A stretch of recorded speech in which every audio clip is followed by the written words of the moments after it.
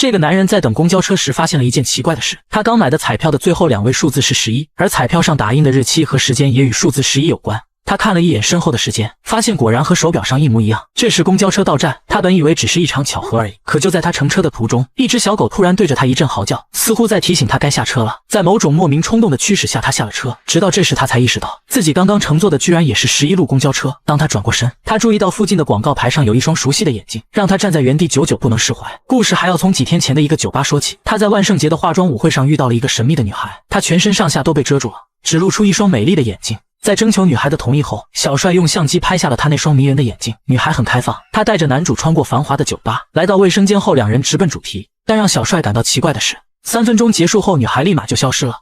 在此之后，小帅非常思念那个女孩，他每天都会掏出对方的照片查看，但让他没想到的是，居然会用这种方式再次邂逅那双迷人的双眼。他对此非常疑惑，究竟是什么力量指引的他来到这里？通过广告牌上的信息，小帅很快就得知了女孩的名字叫小美。通过她在社交媒体上的照片，得知小美经常光顾一家咖啡店，于是小帅决定去那里碰碰运气。但连续几周的蹲守，他都没有发现有关小美的任何踪迹。直到一天晚上下班回家，他在地铁的车门上发现了一个无限循环的符号，在倒影中出现了一个女孩的身影。小帅惊呆了，这不就是他日思夜想的小美吗？他果断地走到小美面前坐了下来，对方一句话没说，只给了他一颗奶糖，接着就转身来到车门处。小帅紧紧地跟在身后，害怕再次丢失自己心爱的女人。这时小美突然转过身，2人深情对视，爱意油然而生。随后2人去到餐厅，与小美的交流得知，小美似乎从小就对数字11有一种神秘的联系。他11岁时搬到了法国，他的生日是11月11日。当小帅提及那天为什么会选择他时，小美的回答却让他傻了眼。女孩说她预感到和小帅上辈子就有所交集，所以他们才会在茫茫人海中相遇。而当晚他的不辞而别，就是因为小美坚信他们还会再次相遇。结果也果然和小美猜想的一样。但身为科学家的小帅并不认同他这个说法。不过眼下什么都不重要了，此刻的小帅只想和她拥抱。在此之后，2人感情迅速升温。小帅很快就搬到了小美家中，并且得知了一些小美的爱好。他喜欢的动物是白孔雀，还喜欢吃草莓味的巧克力。这天他带小帅参观了一幅他最喜欢的画，他认为画中天使的眼睛具有灵魂，但小帅却认为这幅画是用数码技术创作的。2人的意见第一次出现分歧。为了结束这个话题，小帅用一个吻让他闭嘴。不久后，他们决定结婚。但当他们去民政局登记时，他们被告知必须等待24小时才能领到结婚证，这是给新人们是否确定结婚的冷静时间。2人从民政局出来后，小帅突然接到了实验室助理打来的电话。他在对蠕虫进行基因测试时，发现了与人类相匹配的基因，这意味着他们有可能创造出人类的眼睛。得知消息的小帅非常高兴，因为如果这是真的，他们将成为本世纪最伟大的科学家。小帅希望小美能和他一起去见证这一伟大的时刻，但小美却高兴不起来，因为今天本该是2人结婚的日子，却因为某种原因没能领到证件。可小帅并不在乎再多等上24小时，并且他用科学的方式向小美发出了深情的告白。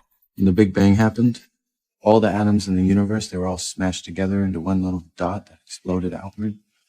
So my atoms and your atoms certainly together then, and who knows, probably smashed together several times in the last 13.7 billion years. So my atoms have known your atoms, and they have always known your atoms. My atoms have always loved your atoms. 小美最终同意了和他一起去实验室。实验室这边，小帅的助理已经急得团团转。好在这时小帅终于赶了回来，并且向同事丽莎介绍了他的妻子。随后小帅就专心地投入到了工作中。小美看着2人密切的互动，感觉一阵醋意袭来。而眼尖的同事也发现了小美的情绪变化，随即他便以回家为借口离开了实验室。等同事丽莎走后，2人犹如干柴烈火，直接就在实验室准备双排，结果却不小心打翻了附近的化学药剂。小帅的眼睛不幸被溅到了。在恐慌中的小帅要求女友帮他找到解药，但小美根本无法辨认出正确的解药，于是只好打电话联系了他助理。经过助理的冲洗和检查，幸运的是他的眼睛并无大碍，只需要一些时间就能恢复。随后2人离开了实验室，准备回家。本来事业爱情都在向着好的方向发展，可就在此时，电梯突然发生了故障，卡在半空中。由于电缆看起来可能会断裂，于是小帅冒险爬上去打开了电梯门，安慰好受惊吓的小美后，接着他率先爬了上去，然后再回头将小美拉了上来。可就在这时，意外发生了。等2人从惊吓中缓过神来，小帅的手上突然沾满了鲜血，他这才明白小美已经死了。原来他的整个下半身被掉落下来的电梯切成了2半。根据小美的遗愿，他将骨灰撒在了那座拥有天使雕像的墓园，但失去小美却给了他沉重的打击，同时害怕小帅发生意外，结果在外面敲了半天门都没有得到任何回应，他就像失去了灵魂一般，仿佛什么都不再重要了。这天助理打来电话，说他们的实验已经取得了突破性的进展，然而这样也不能提起小帅的任何兴趣，他只是在电话中敷衍地回答了2句。看到小帅如此的一蹶不振，助理丽莎直接上前一把抱住了他，原来他一直都喜欢着小帅。就这样，他和丽莎自然而然地走到了一起。转眼间时间来到多年之后，男主小帅如愿成为了本世纪最伟大的科学家，而他的妻子丽莎也怀孕了。但小帅依旧无法忘记他的前女友小美，还会时不时地翻看小美的照片，却不料被身后的妻子逮到了。但妻子并没有因此责怪他，因为他对小美的死怀有愧疚。如果事发那天晚上不是他打去电话让小帅来实验室，那么这场悲剧可能也不会发生。趁此机会，小帅也说出了埋藏在心中多年的心里话。 That day in the elevator, I thought to myself, am I going to be stuck with this child the rest of my life? And then the next moment, she was dead. We were never going to be together, Karen. I just never got closure. I never got to say goodbye.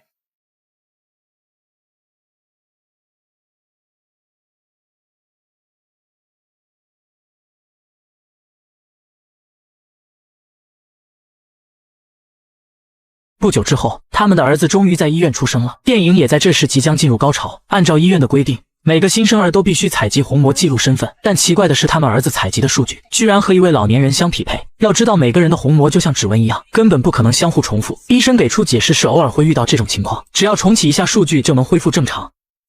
回到家之后，男主再次接到了医院打来的电话，医生告诉他，从他儿子的尿液中发现了疑似自闭症有关的分子，医生需要他们带孩子回来再做一次检查。为了宝宝的健康成长，夫妻2人没有多想，但来到医院后，在测试过程中，男主却感到了不对劲，因为检查项目只是给他儿子看几张照片，这些照片包括房子，还有各种动物，但在测试过程中，孩子一直盯着一个黑人妇女的肖像看。更奇怪的是，从孩子的眼神中可以看出，他对那个黑人妇女非常熟悉。测试结束后，这对夫妇立即把孩子带回了家，他们这才意识到医院可能隐瞒了一些真相，于是他们上网搜索与照片有关的线索，他们发现的一切让2人震惊不已。照片上的地方居然真的存在，只是在另外一个国家而已。为了查出真相，男主连忙乘坐飞机来到了照片上对应的国家，并且找到了照片中测试他儿子的那位黑人妇女。经过交流，这才得知，原来她丈夫前不久刚刚去世，而她的丈夫就是男主之前在医院给儿子做扫描虹膜出现的那个老人。更加巧合的是，对方去世的时间刚好就是男主他妻子怀孕的时间。难道是他死去后灵魂转移到了自己儿子身上吗？为了验证人死后灵魂再生的说法，夫妻2人找来了他们的朋友杰克，因为杰克有访问全世界虹膜数据库的方法。接着他们查询了自己去世亲人的虹膜信息，上面不仅记录了他们出生时的登记时间，以及是什么时候死亡的，全都有明确的记录。他们查询了好几个已故亲友，都没有发现任何异常。可查到男主前女友小美的时候，结果却令所有人大跌眼镜。小美的虹膜信息不仅出现在了系统中，而且3个月前还被输入了印度的一个社区中心系统，这就意味着小美可能还活着。但只有男主知道这是不可能的，因为7年前的电梯事故，他亲眼看到小美死在自己怀里，然后遵照小美的遗愿，把她的骨灰撒在了天使雕像前。为了让丈夫对前女友的死亡彻底释怀，她支持丈夫前去印度寻找出真相。在妻子丽莎的支持下，她连夜乘飞机飞往印度。第2天，她来到录入小美虹膜的社区，负责人一眼就认出照片上的眼睛是一个名叫米娜的小女孩的，但她已经有一段时间没见过小女孩了。男主为了得到对方的帮助，当即提出可以给他们的社区捐一笔钱。于是2人相约第2天一起去找米娜，但经过走访却得知了一个不幸的消息：米娜的父母几个月前双双去世了。现在的米娜流落街头，在印度这样大的地方找一个小女孩，难度无异于大海捞针。晚上回到酒店，丈夫把一切都告诉了妻子，他飞越了半个地球来寻找这个线索，可眼下却毫无头绪。但妻子鼓励他不要轻易放弃。说话间，他看到了照片上的广告牌，突然一个想法在他脑海中涌现，于是他第2天就在繁华的市中心租了一块广告牌，把那双眼睛变成了悬赏广告，希望有人能提供线索。虽然他接到了很多相关电话，但却没有一个符合年龄要求，大多数人都只是想要从他这拿到那一笔钱而已。时间就这样持续了将近2个月，高额的广告租赁费用让他的家庭难以承担，妻子也失去了耐心，催促他回家。无奈的男主决定放弃了。就在他和妻子打电话准备回家的时候，一个站在广告牌下的小女孩引起了男主的注意。他不可置信地回头看了看广告牌，因为在7年前他也是通过广告牌找到的小美。7年后，他又在广告牌下看到了那双难以忘怀的眼睛。Do you speak English? A little. A little? Yes. What's your name? Salvina. Are you hungry? Yes. You are?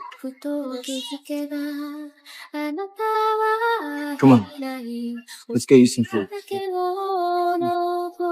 随后他赶忙将女孩带回了酒店。回到酒店房间，男主用相机拍下了女孩的眼睛，经过与小美的对比，发现女孩的虹膜和他前女友小美的完全一致。他们的眼睛在细节上几乎一模一样。然后他开始和妻子视频通话，开始对女孩进行一系列测试。男主一共准备了25个问题，每道题都有3个选项，让女孩选择她最喜欢的一项。前3组图片是小美生前最喜欢的东西：草莓巧克力、白孔雀和天使雕像。米娜的选择都与小美的喜好相符。随后更广泛的问题结果有对有错，直到最后一张3个人的照片，米娜最终选择了小美。测试结束后，妻子告诉他，米娜选择正确的几率只有 44%， 意味着只比随机猜中答案的可能高了一点点而已。这并不能证明女孩就是小美的灵魂转世。听到这个结果，男主不免心中有些失落。 No, you did fine. You did perfect. It's just a stupid test.